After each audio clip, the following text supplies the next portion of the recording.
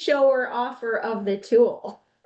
Fabulous. All right. So then we can go ahead and get started. Yeah. Yeah, are you guys ready, Tom and Arun? Yep, good on my I, end.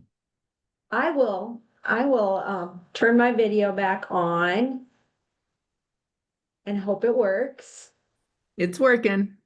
All right. And then I will just start us out by telling the little story. I know that in a number of these meetings in the last, probably 3 or 4 months, we've had people come forward and say, we really could use help in planning. That is the place where we could use tools to speed things up. And like all of the government, local, and county agencies with permitting out there, Scottsdale has the same. We could definitely use help. And where we saw some opportunity to speed things up is really at that intake for planning, where the first reviewers get a hold of it and give it a yay or nay, whether to pass it on to become a full-blown plan permit process and open the case and get things moving in that direction. And we did sit down with a vendor. It was Archistar, and it wasn't really right for Scottsdale. So we reached out to the KIC. We have reached out to them before. ASU KIC is a partnership with ASU and AWS, and AWS supports them building things for basically free and then giving them to the partner organization, in this case Scottsdale, and we use that code. We use it how we want to use it. Of course, we have to pay the AWS charges if that's where we host it in the cloud, but they developed it with our folks. We had many use meetings and gathering of requirements. And what we ended up doing was we just took one that everyone felt comfortable with. So we took pools, because in Scottsdale, there are a lot of requests to build pools, and it wasn't so technically complicated that it would be onerous for the folks from planning that we involved in these meetings, right? Because that's a lot.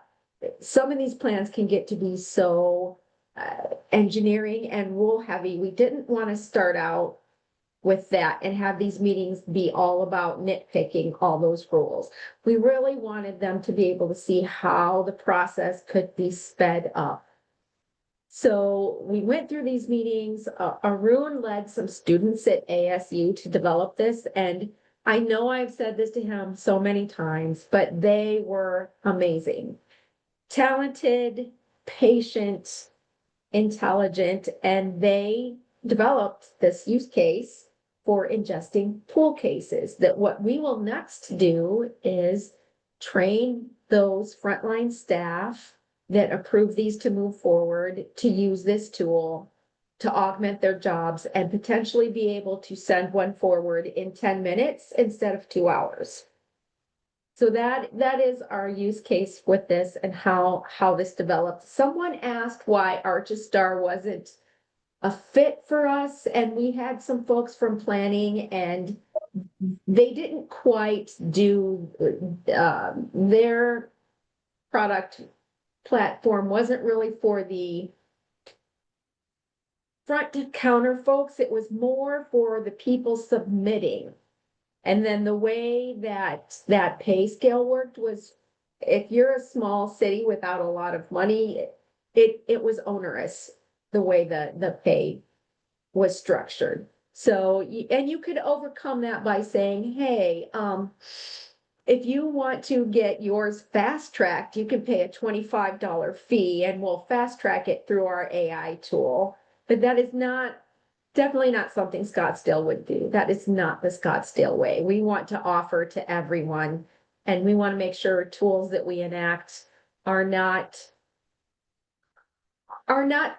used in a manner that they are not available to everyone, right? There needs to be equity, and we didn't like that idea.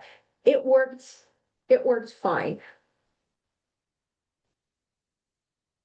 Thank you for that. Yes, 100% agree. Thank you.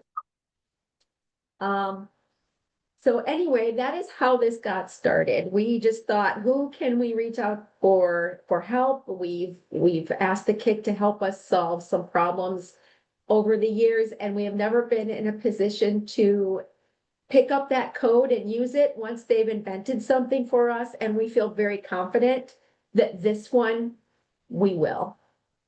So I will, if there's no more questions, which I'm happy to answer or answer more at the end, I'm gonna let Arun show everybody what we did. Yeah. Hi, Arun. It's so good to see you. Hi. You had a And- good vacation. And for everyone that's on the call, feel free to continue to drop your questions into the chat, and either Carrie or I will pick them up as we go, or like she said at the end. So just feel free to dump them all in. Don't worry about having to remember them. Great. Again, thank you, everybody, and thank you, Carrie, for the introduction and the background information.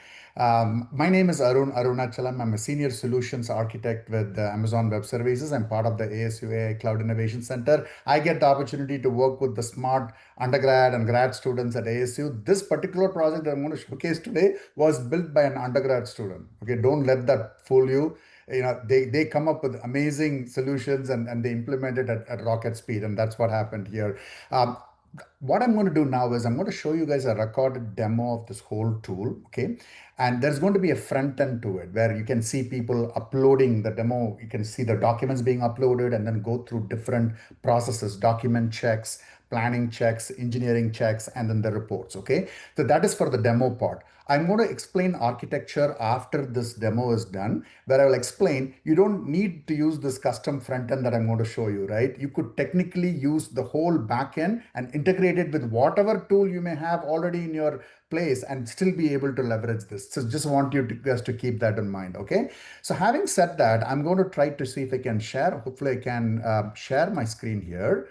Please let me know if you guys are able to see my screen okay before I start talking. Yep, we can, well. Perfect. So we're going to play this demo and I'm going to voice over this as we go along here. Okay. So this is the tool. Okay. So if you look in here, there is an ability first to upload all the relevant files needed for this review process to complete. Again, the use case we picked were pools, right? So anything related to pools, plans, checklists, all of that will go in here. First thing we'll do is document validation.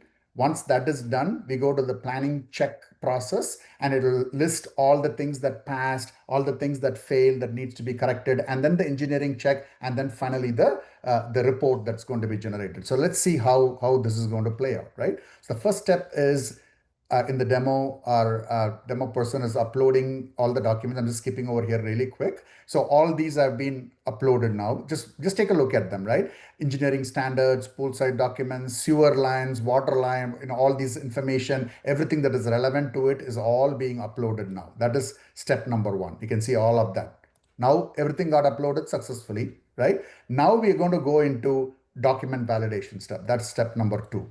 So you're going to click on document validation and it's going to go through the process. We're using artificial intelligence in the background with all the uploaded documents, figuring out if we have everything, whatever we need. And then this is actually real live recording demo. That's why you see it taking some time. So it will go through and validate it in a second. Now, hold on here. It just came back with just letting us know that everything passed when it comes to document validation. All the required documents were there, giving us the go ahead to go to the next step. That's what this is showing. And you can see that. You can just look at all the source documents as needed. Now we are going into planning, the next step, which is the planning check, right? So now let's see what happens when you click on analyze planning requirements. This has a lot of rules to go through. So it's the longest process in all of these steps, but it goes through every single rule that we need to check. It uses the documentation that we uploaded, including the particular case related documentation and all the rules that we need to check. So it does all of this. I'm going to fast forward this a little bit. It's doing it in the background. Again, it's still in minutes, right? And then when you go here, I'm just going to stop here for at the sixth time. Okay, almost here. Okay, so let's just at the 6 minutes, you can see the process come back with the results. I'm going to stop here for a second, right? So, okay, now the planning check is complete. So totally there were 16 checks. In this case, it said 13 passed and 3 failed. The good news is all of the details of all of these checks are listed in a nice table format. This is the custom front end that we built. All of these things could be accessed via an API as well, which we'll talk about in a second, right? So let me just keep playing here. And you can click on it and we can see all the rules that passed. It's all in green. And then you can also see things that failed. We'll wait for that to show up. See here, for example, site plan must be drawn to scale. Allowable scales are this. In this case, it didn't quite satisfy that requirement, so that failed. It tells you also why certain rules failed with as much of descriptive text as possible. So let's go and look at them, right? All of them are listed in a very comprehensive, easily understandable kind of format. Again, and then now, once we are done with that, right? Now we are going to step number 3, which is that engineering check, right? All along the way, if something is missed, we can always communicate it to our customers and say, hey, certain things are missing. You know, you may want to resubmit or whatnot, but this keeps going. And then now we are going to do the engineering check, right? So let's just click on analyzing the engineering requirements. So this is going to go do the same thing. Take all the documents, take the rules associated with the engineering checks, and it's going to come back with a very similar kind of output that we saw for planning checks. Very, very consistent. And you can see this come back with the engineering check results. Again, eight tests passed in here, and all the things that passed are mentioned there.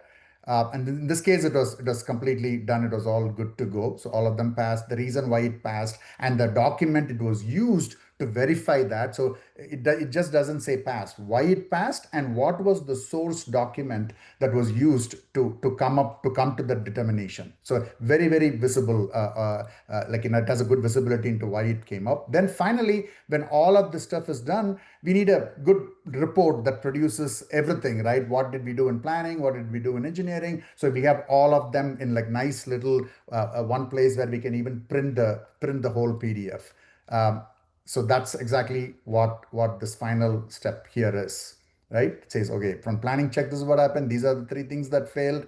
Here is the whole table information. And then we have the engineering check as well, you know, right next to it, which you guys already saw in the demo. So all of them is all listed at the end in a comprehensive summary. And you can print it as a PDF and attach it to your existing system or any other communication that you want to have with the customer. You can feel free to do so. So that's sort of a quick breeze through of how this tool really works from a functional standpoint.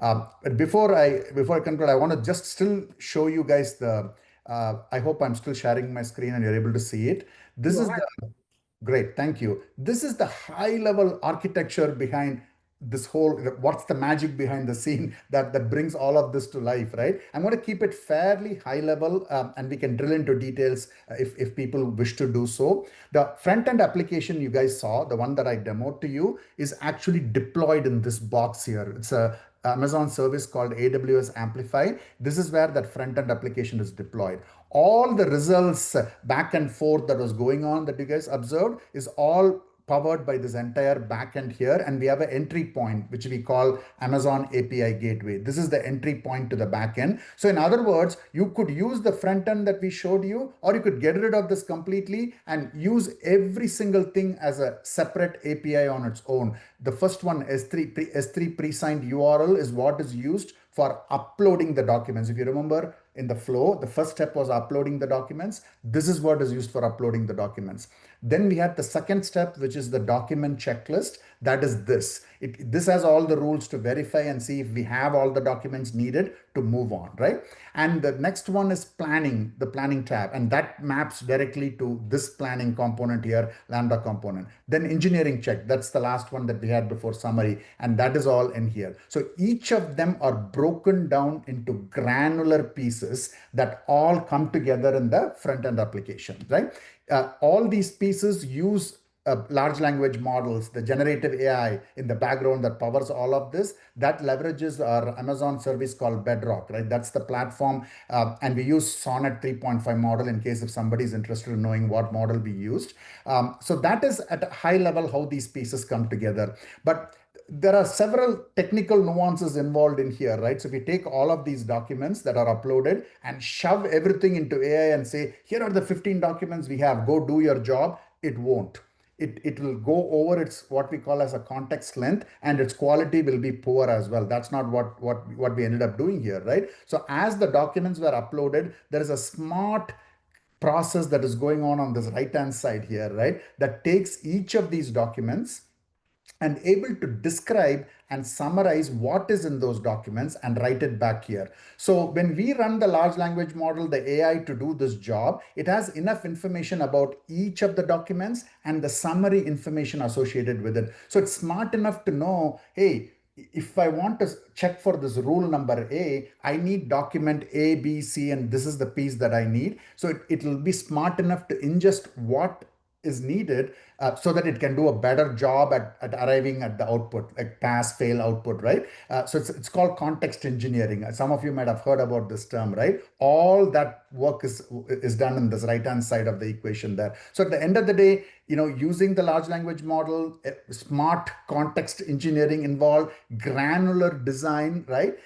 That's be able to invoke as an API wherever we need, and the front end bringing all the pieces together is what brings this whole solution to life end to end. So that's in essence how this whole thing works. So, and I talked a lot, so I'm going to stop here for a second to just turn it over to you guys, see if there are any questions or whatnot, and if anything detail we need to get into, and if time permits, we can certainly do so. That makes sense to you guys? Yeah, let's see. Did we have any questions? I don't think so. And while you look for questions, another thing I want to say is all of this solution is packaged as what we call as infrastructure as code, right? So it's a one-click deploy. You just take this, literally one-click deploy. You go to your AWS account and you put it. You don't need big AWS expertise to set all of this stuff up. You do that one click, it just deploys it, configure it, and start using this. And you can start modifying this as well, because this is going to be open sourced for the rest of the world to benefit from it too. So I just want to call out both of those elements there. So that was actually going to be one of my questions, is whether or not this is open sourced, and if so, how do folks get access to it? No worries. I'll tell you that as well. So right now, we go through the cross checks and everything, and we are very careful when we open source, right? So we go through our internal review process and we work with our customer, in this case, Carrie, to get her official permission to open source it. So we want to do those checklists right now. The report that I'm showing you guys is actually an internal repo. If you see, it's private right now. It has all the details that we need. Once we go through that process and we are done with it, this will change to public, and this is the repo. ASU Kick repo is the repo that anybody can go to really, it's all once it's open source, we can go download it, and it is based off of MIT license too. So it's as open as it can be. There is no strings attached to it. Yeah. And there's a question about the backend AI tool. I believe you said Sonnet 3.5, correct? Correct. Okay. At that time when we built it, that was the one that was used. Right now, so this is constantly evolving. If I were to build it today, I would use 4.5. Yes. Or Oh, yes. 4.5. Right? But the good news is it's built in such a way you don't have to do a whole lot of changes for that. You just need to change this area to change it to 4.5 and then test it out and see how it is. So it's as simple as that. Yeah. And for folks who, are tracking, like, is, whose model is that? That's a Claude model. Sonnet 3.5 is a Claude model. That's the AI LLM that's operating in the background. And also going back to Tracy's question, do we limit or control the data uploaded to not expose citizen or company information, et cetera, to the models? So, there could be information in these plan reviews of, customer information, or at least citizen information. Does your tool scrub for that, or? Very, very good question, Nicole. So remember, this is the proof of concept that we built originally for this, right? There are several things we can layer on top of that. Then that is definitely something of interest. If we were to do that, we need to focus on this box here, the bedrock box, right? There is something called guardrails that is part of that bedrock component, where you can set and say, if you see social security number, if you see some interesting thing going on there, prevent it from actually moving forward or whatnot. So we can put some guardrail, can do some post processing if you want to if you want to keep it out of all of this, or put guardrails in place to prevent it from navigating it further. So there are different ways to do something like that. The other What- thing, the other thing on that note as well, Tracy, is in AWS with Bedrock, it's not that we're going to the models. None of this information is shared back with the model. It's more a deployment of the model in your AWS account, and then you're using the model for inference, but nothing is being sent back to Anthropic or Claude to inform future development of that model.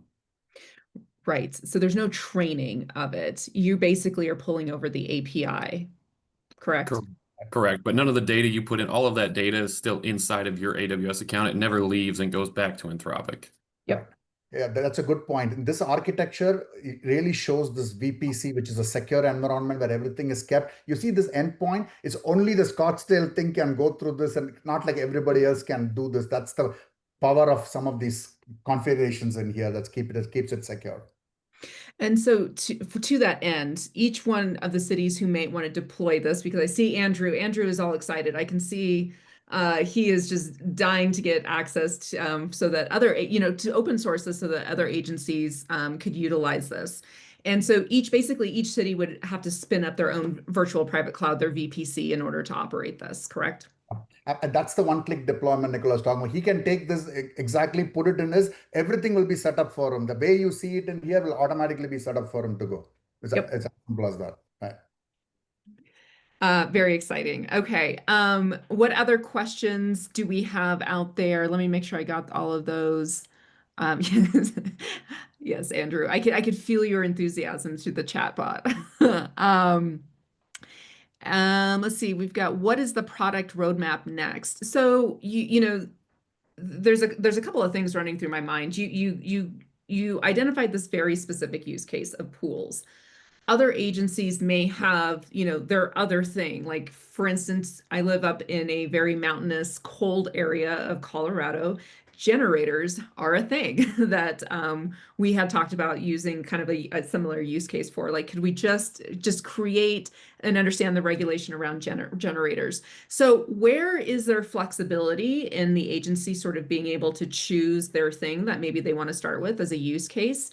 And then, have you thought about future product roadmaps for your students to work on?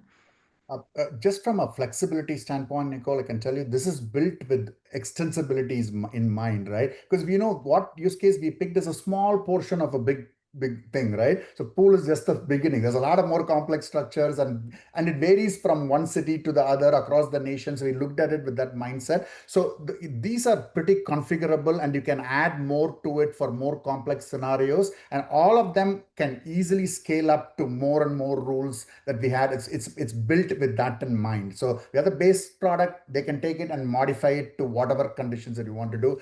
Tom, maybe if you want to comment on the student part of it, maybe I'll let you comment on that one, Tom. Yeah, I mean, so our students, we focus on proofs of concept, right? So we did this one, it was focused on pools. Obviously, there's lots of other things, whether that's generators or even like full building review, right? All of that is technically possible, obviously with some extra development. So we were focused on proving out the concept that AI could actually look at these plans, understand them, and then challenge those against rules, whether that's the IPC or individual, municipalities, amendments to those building codes. So from here, there's obviously lots that could be done. And we've worked with a partner, Cloudwick, an APN or an Amazon partner, who is potentially looking at building this out into a bigger product that I'm sure they would sell. But as far as continuing to develop on this, we've kind of moved on to other projects. We've really focused in on those proofs of concept as far as making a full-blown product that would be, end to end with service and all of that. Doesn't really fall in our purview. We do our best to find folks to continue to support that, but really it's with the City of Scottsdale now, and we're hoping that they use this and then continue to iterate and develop on it, whether that's in-house or with a partner. Okay, got it. So, couple of questions. Andrew asks, curious, hey, Carrie, what is the ballpark operational expense or OpEx cost for this annually? Do you have any numbers around that, Carrie? Do not have any numbers around that just yet. we're really sort of some background. Another part of why this came out this way is because the group that we're presenting it to is a little AI averse. They're they're a little unsure and don't understand how it works. So we developed this as a small inroad to show them what it could do. So we don't expect it to have heavy usage at first. I bet at the beginning, it doesn't cost us more than $20 a month. Yeah, just basically your AWS. Is the AWS S3, storage yeah. and processing fees. So what we've asked them to do is, once or twice a day, 1 or 2 plans a day, please put it through this tool and review it against what you would have done and see how close it is. And Yeah. if they get more comfortable, then we see them using it as their regular daily tool, and we'll put the information needed for plans other than pools in Right. there. And then I expect it's going to get more usage and become a cost for us, of course. And Okay. hopefully, Andrew, I hope that what I just said explains the plan to scale. We need to get the people that use it on board first. Yes. But it's so well done and intuitive and easy to read and use that we really don't think that's going to take a long time.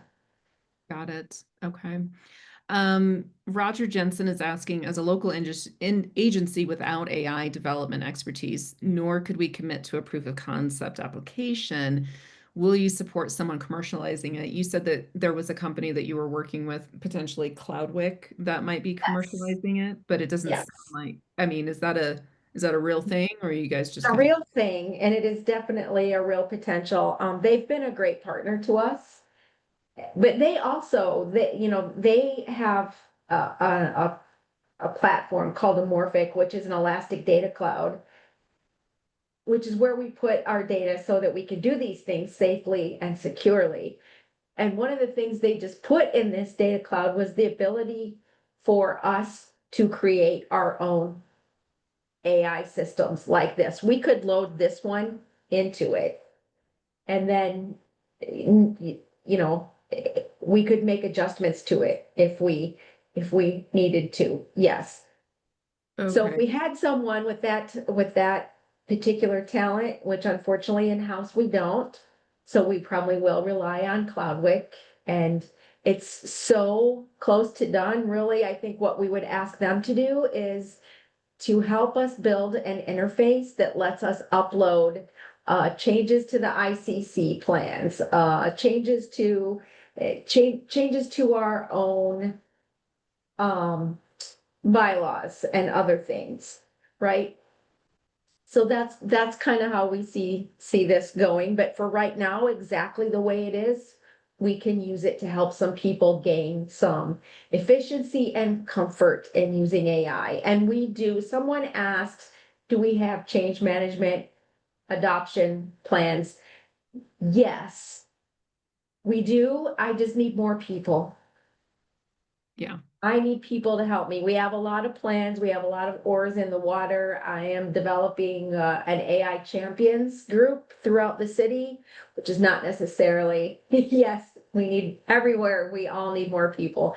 But I'm working with these with groups throughout the city of people that really are AI forward and want to be the evangelists and help us talk about how AI can help us with our jobs. I also have quite a bit of training out there for folks.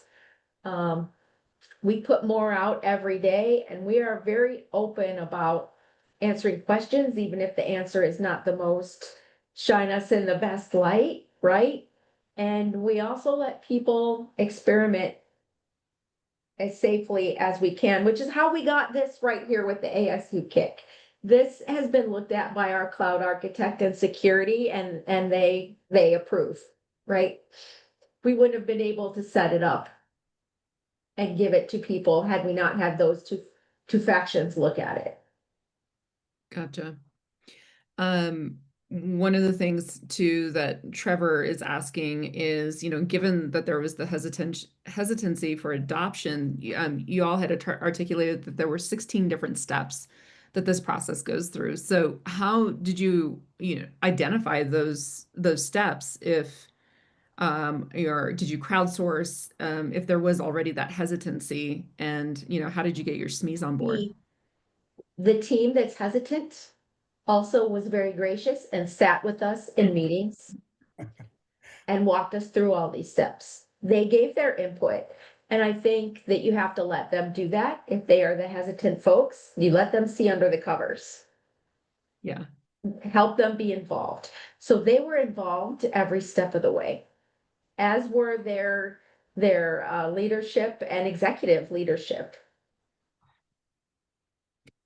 Very cool. And then is it, just to clarify, is Cloudwick is more of like the developer partner, and then the ASU students are also working on it as well, or what exactly does Cloudwick do?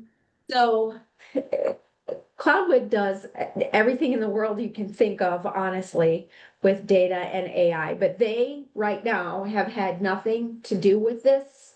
However, Oh, we could hand them this and ask them to commercialize it and help put some, I would imagine, some other usability UX on the front end of it where we could, as I said before, upload updated bylaws, upload new ICC documents, upload information for the rules. Right? got it. Because that's what the most important pieces of this are. We have all of the rules and bylaws, et cetera, and building our own building code. There's ICC building code and City of Scottsdale building code. And I'm sure all municipalities and counties out there have the same. And does it currently have IBC uploaded into it? Yes. It does. Okay. Yes, the ICC rules are there. It's a great big old document that everyone needs to comply with for building standards. Yep. And all of us probably have different years that we adhere to, which makes Yeah, government that much easier all the time. yes. All right, fabulous. Any other questions out there from anyone?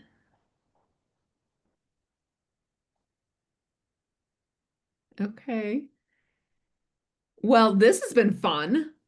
Right? Always love it when our own agencies sort of go at and tackle the problem with their own partnerships and something that's homegrown. So, let's, I would say, continue to track this particular conversation, and, I could probably reach out and see what the prospects of for the open source piece, and, where that can go, because I could see a lot of agencies being very interested in that.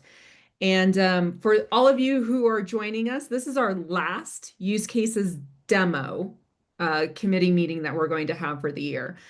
We do still have Hemet's use case committee meeting that he has on the second half of the month.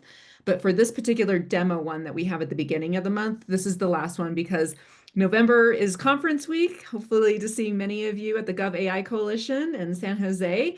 And then December is just December, and it's hard to get everyone together. So this is our last one. If you want any more information, you can always reach out to me. And I can get you in contact with either Carrie or any of the other individuals. But otherwise, this is the only demo that we had for today. So we'll give everyone back their time. And again, thank you so much, Arun. Thank you, Tom. Thank you, Carrie, for sharing this with us. Very cool to see.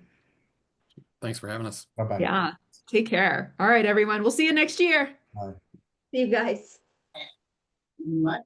Oh, yeah. I didn't know that.